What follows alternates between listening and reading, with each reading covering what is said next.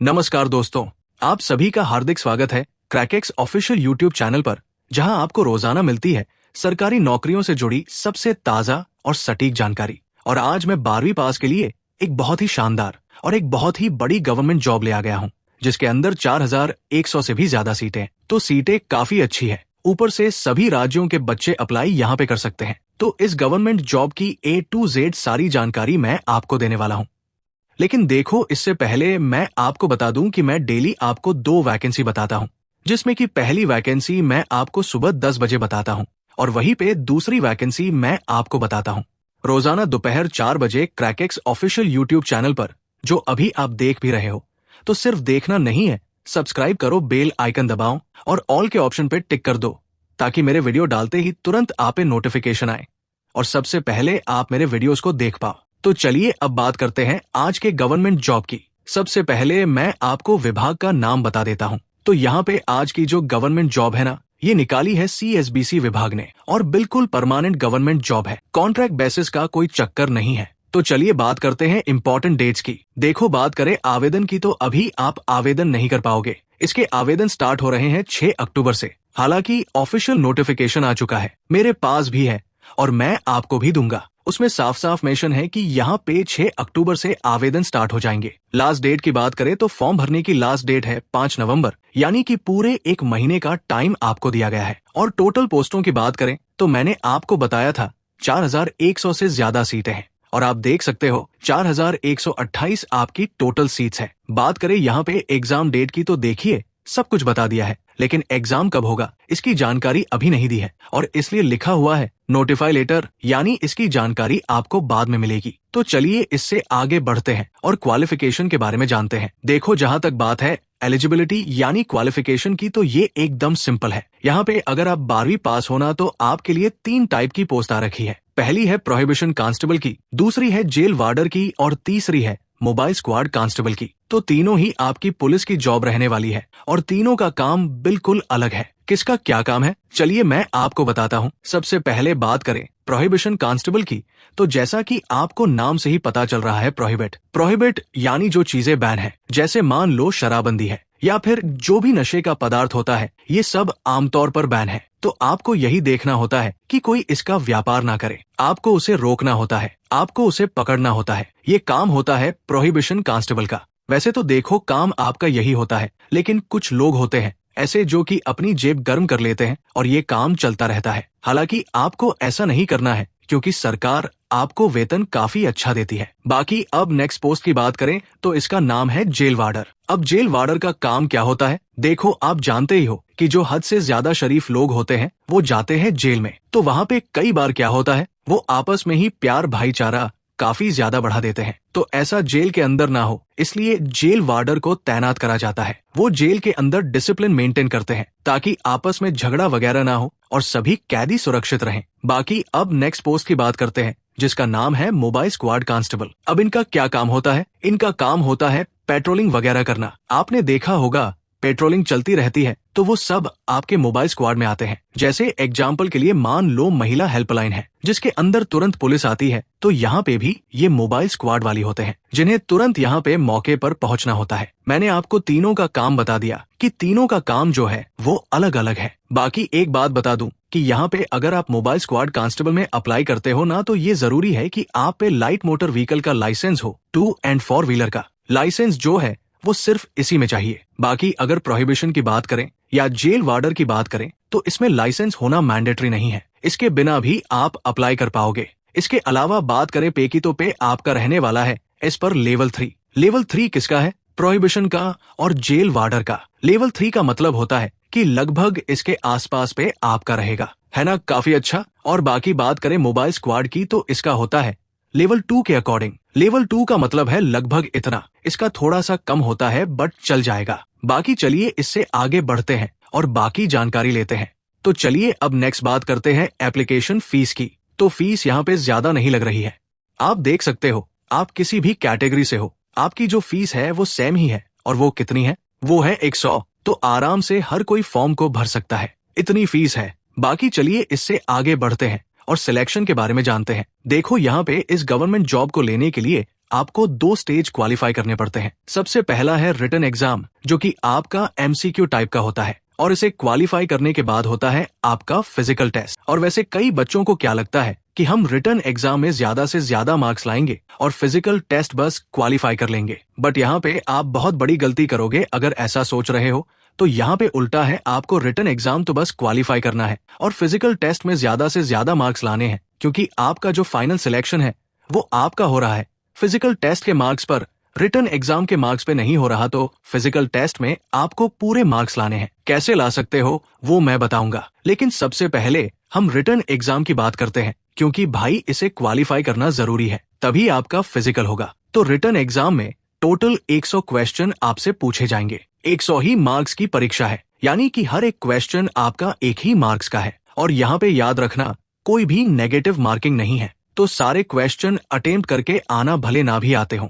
और टाइम की बात करूँ तो इतना टाइम आपको मिलने वाला है। अगर मैं आपको सब्जेक्ट वाइज क्वेश्चन बताऊं तो यहाँ पे 10 क्वेश्चन आएंगे हिंदी से, 10 आएंगे इंग्लिश, 10 आएंगे मैथ, वहीं पर 20 आएंगे सोशल साइंस से, 20 आएंगे आपके साइंस से, और जीके और करंट अफेयर के मिला के आएंगे 30। अगर आप सबको प्लस करो ना तो हो जाएंगे आपके 100 क्वेश्चन। याद रखना कि नोटिफिकेशन में बस सब्जेक्ट बताया है, लेकिन ये जो नंबर ऑफ क्वेश्चन है ये मैं आपको एक्सपेक्टेड बता रहा हूँ। लगभग आपको इतने ही देखने को मिलेंगे, 1-2 आगे पीछे हो सकते हैं। हो सकता है 10 की जगह 12 आ जाए और 10 की जगह 8 आ जाए, बस इतना ही फर्क होगा। बाकी सभी सब्जेक्ट से क्वेश्चन आएंगे, ये बात कंफर्म है। अब बात करें कि तैयारी कहाँ से करोगे, तो वीडियो डिस्क्रिप्शन में जाना, बुक्स का लिंक मैंने आपको दिया हुआ है। उन बुक से आप इस गवर्नमेंट जॉब की तैयारी कर सकते हो। तो चलिए अब बात करते हैं फिजिकल टेस्ट की। देखो यहाँ पे आपका जो फिजिकल टेस्ट है ना, वो मेल का अलग है और फीमेल का अलग है। तो सबसे पहले मैं मेल के बारे में बता देता हूँ। यहाँ पे आपको सबसे पहले रनिंग करनी है, यानी कि दौड़ लगानी है, जिसके लिए आपको 1600 मीटर भागना है। कितने टाइम में? 6 मिनट के अंदर। अगर 6 मिनट के अंदर भाग जाओगे तो आप बस क्वालिफाई करोगे, लेकिन अगर 5 मिनट के अंदर भाग जाओगे ना तो आपको पूरे मार्क्स मिलेंगे और आपको कोशिश पूरे मार्क्स की करनी है। इसके बाद होने वाला है आपका गोला फेंक, जिसके अंदर 16 पाउंड की बॉल आपको मिलने वाली है। क्वालिफाई करने के लिए आपको कम से कम 16 फीट फेंकना है और पूरे मार्क्स लाने के लिए आपको 20 फीट या उससे ज्यादा फेंकना है। इसके बाद होने वाला है आपका हाई जंप। हाई जंप की बात करें तो क्वालिफाई करने के लिए आपको 4 फीट की करनी है, और अगर पूरे मार्क्स चाहिए ना तो आपको करनी है 5 फीट की। देखो, कोशिश हमेशा आपको पूरे मार्क्स से ही करनी है। नीचे तो हम अपने आप ही आ जाते हैं, लेकिन टारगेट आपको रखना है कि हमेशा मेरे को पूरे मार्क्स लाने हैं। तो चलिए अब बात करते हैं फीमेल के फिजिकल टेस्ट की।